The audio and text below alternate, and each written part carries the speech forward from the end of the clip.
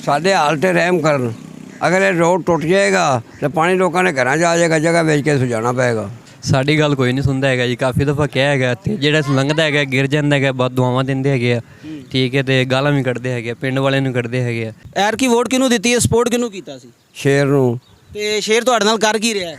ਉਹ ਤੁਸੀਂ ਵੇਖ ਰਹੇ ਜੇ।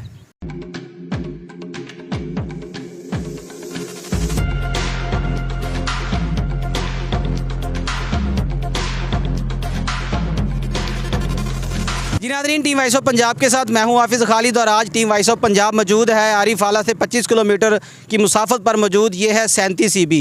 37 ईबी गाँव को 37 ईबी बेटुओं वाला भी कहा जाता है। और अगर मैं इसकी हल्का बंदी की बात करूं तो आरिफ वाला के MNA राणा इरादत शरीफ खान का ये जो है ना वो हल्का है। और अगर MPA की बात करूं तो मोहतरम जनाब इमरान जट साहब जो कबूले से बिलोंग करते हैं उनका ये हल्का है। मेरे अकब में खड़ी जो आवाम देख रहे हैं, मेरा कैमरामैन दिखा सकता है कि इनसे पीछे पानी का एक जौहर नज़र आ रहा है जो यहाँ पर मुतअद्दिद बीमारियों की वजह बन रही है। इस गाँव के बहुत से बच्चे बीमार हो चुके हैं जिनको डायरिया जैसी बहुत सी मुख्तलिफ बीमारियाँ लाहक हो चुकी हैं, लेकिन MNA साहब अपने डेरे तक महदूद हैं। MPA साहब इनकी बात सुनने के लिए तैयार नहीं है। यहाँ के जो राहगीर हैं वो इंतहाई परेशान हैं। अगर कोई मरीज़ हो तो वो इस पानी से नहीं गुजर सकता। अगर बात की जाए यहाँ की आबादी की तो मुतअद्दिद और कसीर तादाद आबादी वाला ये इलाका है। ये लोग यहाँ के शदीद परेशान हैं। इनका सीवरेज का निज़ाम इंतहाई बसीदा है। और अगर बात की जाए यहाँ पर कारपेट रोड की तो इससे पहले जो दौरे हुकूमत गुजर चुका है तो इनको कारपेट रोड दिया गया है। अब कारपेट रोड को तोड़ने के लिए इनको पानी दिया गया है ताकि इसको दोबारा बनाया जाए और इसकी दोबारा मंजूरी ली जाए और फिर वोटें ली जाएं। मैं अपने MNA और MPA से गुजारिश करूंगा खुदारा इस आवाम की हाल के ऊपर रहम करें। इनका क्या कसूर है? इन्होंने आपको वोट दिया, टैक्स दिया है, ये अपनी बुनियादी सहूलियात से कोसों दूर क्यों हैं? ये सवालिया निशान हमारे अदारों के ऊपर है, हमारे MNA और MPA के ऊपर है। मज़ीद यहाँ के जो बासी हैं उनसे जानते हैं इनका क्या पुरसाने हाल है, आवाम के नाम, गवर्नमेंट के नाम, हमारे अदारों के नाम और बिलखसूस यहाँ के सियासतदानों के नाम इनका क्या पैगाम है, इनकी ज़िंदगी इस गाँव में कैसे गुजर रही है।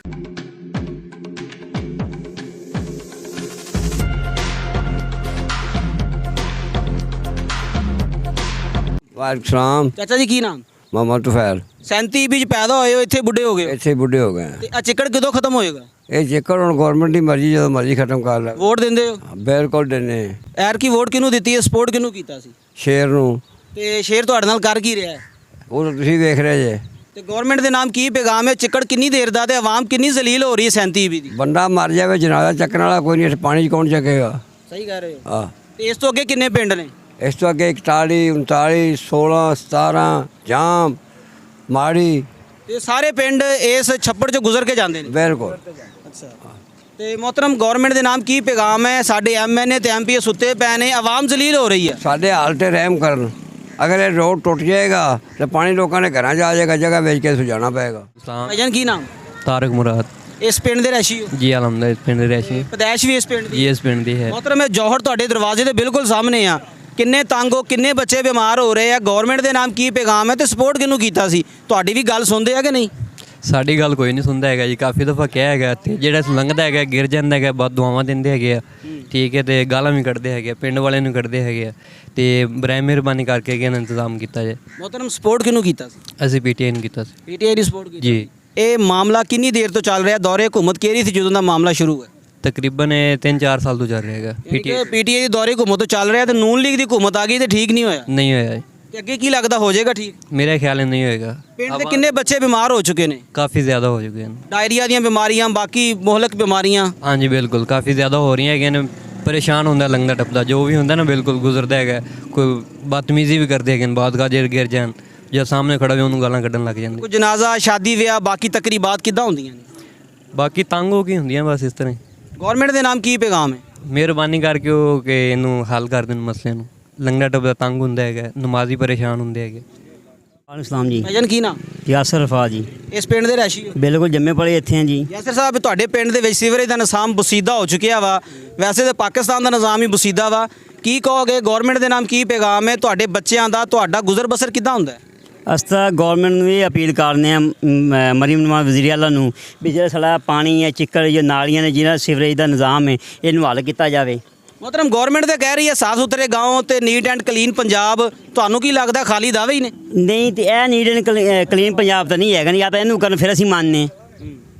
ਕਿੰਨੀ ਦੇਰ ਤੋਂ ਨਿਜ਼ਾਮ ਖਰਾਬ ਹੈ? ਇਹ ਜੀ ਬਸ ਇਸ ਤਾਂ ਜਦੋਂ ਸੁਰਸ ਮਾਲੀ ਉੱਥੋਂ ਸ਼ੁਰੂ ਦੇ ਹੀ ਕੰਮ ਹੀ ਹੈ। मोहतरम ਇਹ ਪਿੰਡ ਦੇ ਬੜੀ ਆਵਾਮ ਜਮ੍ਹਾਂ ਹੋ ਚੁੱਕੀ ਹੈ, ਸ਼ਦੀਦ ਗਰਮੀ ਆ, ਲੋਕ ਆਪਦੇ ਹੱਕ ਵਾਸਤੇ ਆਏ ਆ। ਕੀ ਲੱਗਦਾ ਐਮਐਨਏ ਤੇ ਐਮਪੀਏ ਵੋਟ ਲੈ ਕੇ ਸੌਂਗੇ? ਸੌਂਗ ਹੈ ਜੀ, ਜਿਹੜਾ ਲੈ ਜਾਂਦਾ ਵੋਟ ਦੁਬਾਰਾ ਇੱਥੇ ਆਉਂਦਾ ਹੀ ਨਹੀਂ। ਦਾਅਵੇ ਝੂਠੇ ਨੇ, ਜਿਹੜਾ ਕੋਈ ਹਰ ਬੰਦਾ ਕਸਮ ਕੁਰਾਨ ਚੁੱਕ ਦਿੰਦਾ, ਹਰ ਬੰਦਾ ਗੱਲਾਂ ਦਾ ਮੱਕਾ ਮਦੀਨਾ ਵਿਖਾਉਂਦਾ, ਲੇਕਿਨ ਕੰਮ ਕੋਈ ਨਹੀਂ ਕਰਦਾ। वालेकुम सलाम ਚਾਚੂ ਜੀ ਕੀ ਨਾਮ, मोहम्मद अकरम मेरा नाम। ਕਿੰਨੀ ਉਮਰ ਹੋ ਗਈ? 45 साल उम्र होगी। 45 ਸਾਲ ਇਸ ਪਿੰਡ 'ਚ ਗੁਜ਼ਾਰਤੇ ਨੇ। हाँ जी हाँ जी ਤੇ बिल्कुल। ਸੀਵਰੇਜ ਦਾ ਨਿਜ਼ਾਮ ਕਿਦੋਂ ਦਾ ਖਰਾਬ ਆ ਤੇ ਕਿੰਨੇ ਤੰਗ ਹੋ?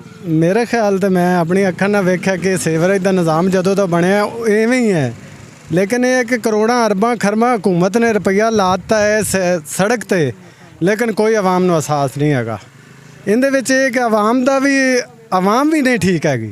ਸਹੀ ਕਹਿ ਰਹੇ ਹੋ। ਅਗਰ ਆਵਾਮ ਆਪਣੇ ਆਪ ਖੁਦ ਕੰਮ ਕਰੇ, ਇਹ ਸੀਵਰੇਜ ਦਾ ਨਿਜ਼ਾਮ ਥੋੜਾ ਜਿਹਾ ਸਹੀ ਕਰੇ, ਘਰੋਂ ਪਾਣੀ ਛੱਡ ਦਿੰਦੇ ਨੇ, ਲੇਕਿਨ ਅੱਗੇ ਉਹ ਕਹਿੰਦੇ ਨੇ ਕਿ ਅਸੀਂ ਤੇ ਬਹੁਤ ਪਾਕ ਸਾਫ ਹੈ। ਯਾਨੀ ਕਿ ਜਿੰਨੀ ਗਵਰਨਮੈਂਟ ਮੁਲਵਸ ਆ ਉਨੀ ਆਵਾਮ ਵੀ ਮੁਲਵਸ ਆ। ਆਵਾਮ ਗਲਤ ਹੈ, ਅਸੀਂ ਆਪ ਖੁਦ ਵੀ ਕੰਮ ਕਰਨਾ ਚਾਹੀਦਾ। ਆਵਾਮ ਦਾ ਹਕੂਮਤ ਦਾ ਕੰਮ ਹੈ ਬਣਾ ਦੇਣਾ ਸਾਨੂੰ ਚੀज़ ਨੂੰ, ਉਹਦੀ ਹਿਫਾਜ਼ਤ करनी ਸਾਡਾ ਕੰਮ है। जी नाज़रीन, भाई का बड़ा वैलिड पॉइंट है कि यहाँ पर जो यहाँ के बासी हैं उनको भी चाहिए कि अगर गवर्नमेंट ने कारपेट रोड दे दी है तो इसकी हिफाजत इस गांव वाले की ज़िम्मेदारी है। सीवरेज का निज़ाम को बेहतर रखना इनकी ज़िम्मेदारी है। तो मज़ीद यहाँ के गांव के बासी हमारे साथ मौजूद हैं, उनका भी व्यूज़ लेते हैं, उनकी क्या राय है उनसे भी जानते हैं। जुड़े रहिए वॉइस ऑफ पंजाब के साथ। वालेकुम सलाम। चाचू जी की नाम? मोहम्मद ज़ुबैर। ਚਾਚੂ ਜੀ ਤੁਹਾਡੇ ਪਿੰਡ ਦੇ ਲੋਕਾਂ ਨੇ ਰਾਬਤਾ ਕੀਤਾ, ਸਾਡੀ ਟੀਮ ਇੱਥੇ ਪਹੁੰਚੀ ਹੈ। ਇੰਤਹਾਈ ਚਿੱਕੜ, ਸੀਵਰੇਜ ਦਾ ਨਿਜ਼ਾਮ ਬਸੀਦਾ, ਗਵਰਨਮੈਂਟ ਦੇ ਨਾਮ, ਐਮਐਨਏ ਤੇ ਐਮਪੀਏ ਦੇ ਨਾਮ ਕੀ ਪੈਗਾਮ ਹੈ? ਬੱਚੇ ਬਿਮਾਰ ਹੋ ਰਹੇ ਨੇ, ਰਾਹਗੀਰ ਤੰਗ ਨੇ जी। तो बच्चे तो बहुत ही बीमार हो रहे हैं, ना कोई जनाजा लैते लंघ सकता है, ना कोई बरात लैते लंघ सकता है।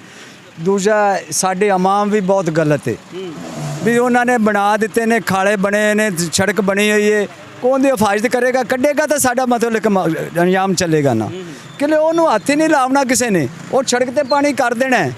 तो गौरमेंट का एक ही गुनाह है।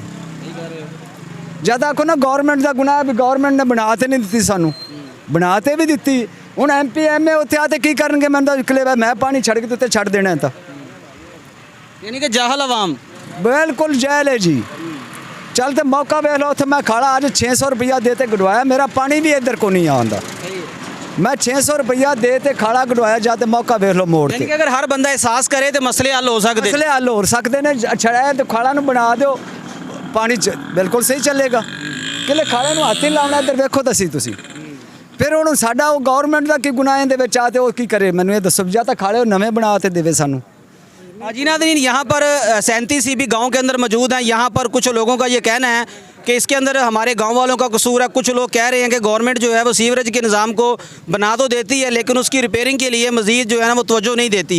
एक तरफ गवर्नमेंट कह रही है कि हमने neat and clean green Punjab का नारा लगाया हुआ है, दूसरी तरफ हमारे गाँव का ये हाल है कि यहाँ पर राहगीर गुजर नहीं सकते, जनाजे वाले जनाजा नहीं गुजार सकते, शादी ब्याह बाकी तकरीबात जो है वो इंतहाई परेशान होते हैं।